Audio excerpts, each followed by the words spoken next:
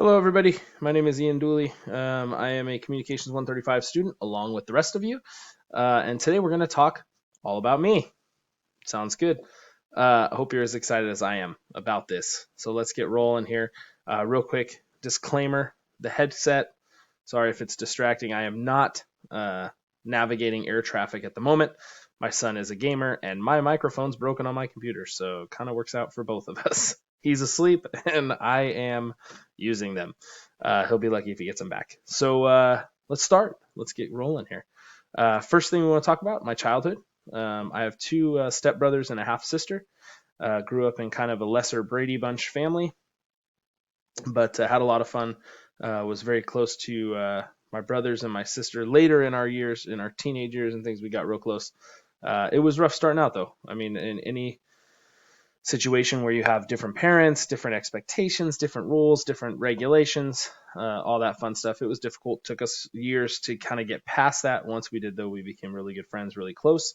You'll notice one of the key components that makes me me is my family. I love family. I love the more family, the better. I just love it. I love having people around to share experiences with and to love and to kind of collectively succeed, right? And celebrate those wins um, and sometimes more in the losses, but overall we're all together, and so that's going to be a recurring theme for me as family.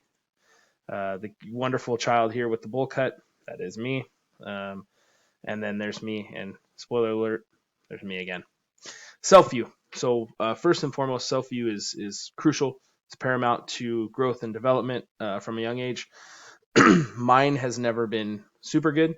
Now that I'm older, I understand that that comes from a anxiety and depression based um, uh, illness or something that I've dealt with my whole life without realizing it.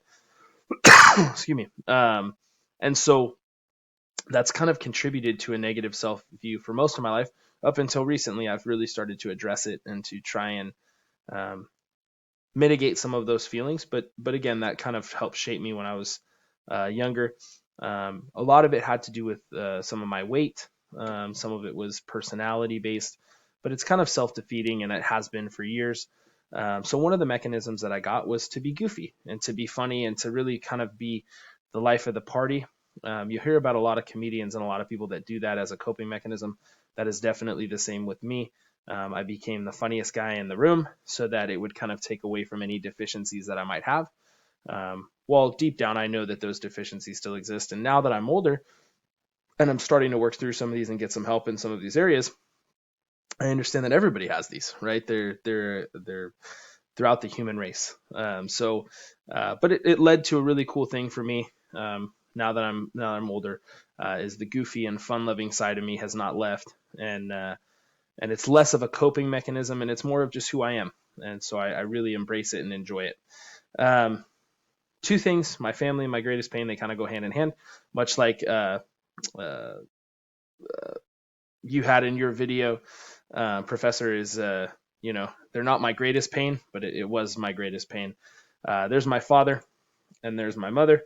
Um, Dad, very low context, very black and white. It is what it is. It's going to be my way or the highway. There's no highway option. It's going to be my way.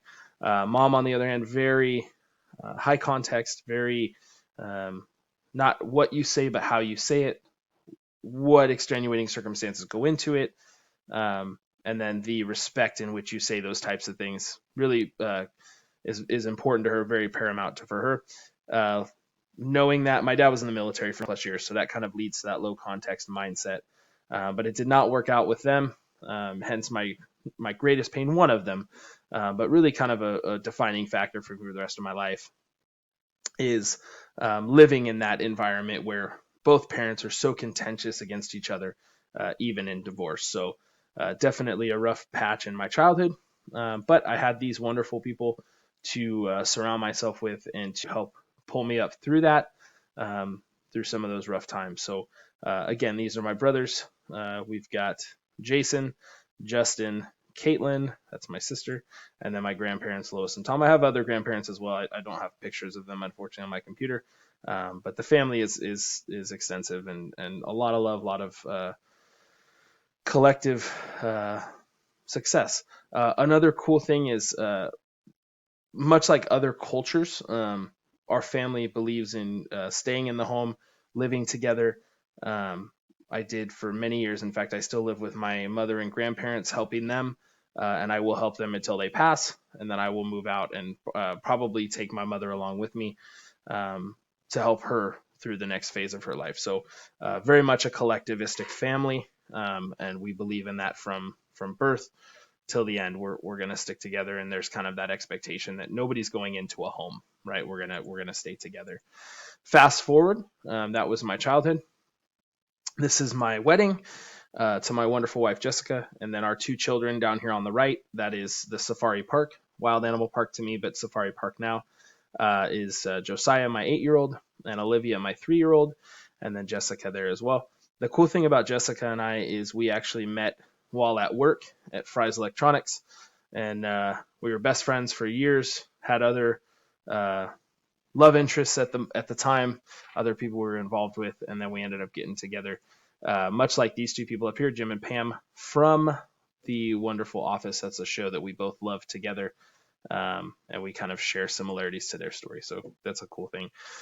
Safest place for me most at home is with my wife, with my family, with my kids, specifically my wife, though. She really allows me to be goofy. You can see the frosting on our faces. That's become an annual tradition on birthdays, is we actually buy an extra tub of frosting just to throw it at each other. So that's a lot of fun. We're goofy together, share a lot of the similarities as far as personality goes, and we absolutely love being together. The beach, had to throw this in there. I love the beach. I've missed it. Luckily, it's opened up and we get to go back. So love the water. Some shaping events for me, really quickly to move through them. Upper left is my uncle, bottom left is my cousin, middle is my stepdad. All of them, unfortunately, tragically, were lost to suicide. So that has shaped my understanding of mental health and really been a push that I've made in my life, to be there and to be present and to understand that that's a real thing that all of us struggle with. I struggle with it, and it kind of took the understanding that I'm not alone in this to really embrace that. Other shaping events, obviously my wedding and the birth of my two children. Some passions that I had, a fun fact about me is I climbed Mount Shasta a couple years ago, and then I love doing anything outside: fishing, hiking. My son's in baseball. We do Cub Scouts, we do Disneyland. I love to golf, and we just love to have fun and be goofy together. Lastly, some life goals that I have is to graduate with an AA, translate that to a bachelor's, and then move on to a 4-year university where I hope to become a teacher for high school students. Thank you guys for listening. Hope you enjoyed and hope you learned a little bit.